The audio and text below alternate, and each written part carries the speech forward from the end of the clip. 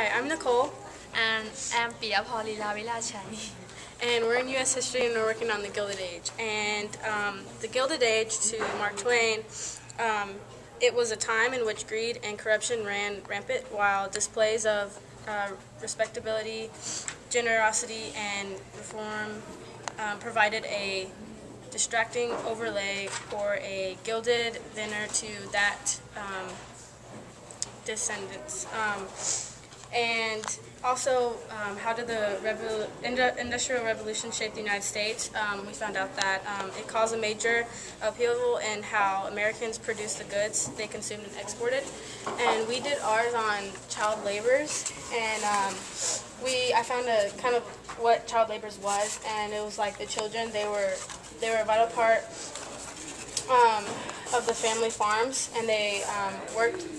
Their work was so important that the American schools, they often worked their schedules around their work schedules. So that was pretty interesting. And then the types of jobs that they did, like kids to 4 to 5, they would usually like pick berries and farms and stuff, and they would do a lot of cleaning and chores around the house.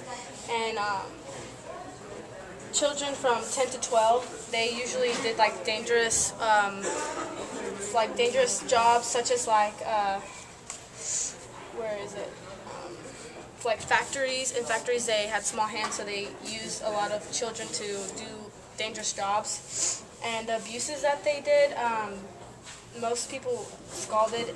The children got scalded by boiling water from cooking or laundry, and then a lot of kids were dealing with knives in the kitchen and stuff, and they would get cut.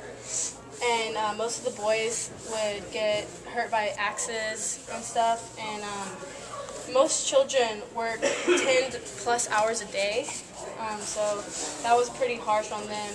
And the education that they got, they didn't really get much education, but most of like the enslaved children would watch the white children and what they would do, and they would just be assigned to certain things, and they would just have to learn it by themselves. And the changes that happened,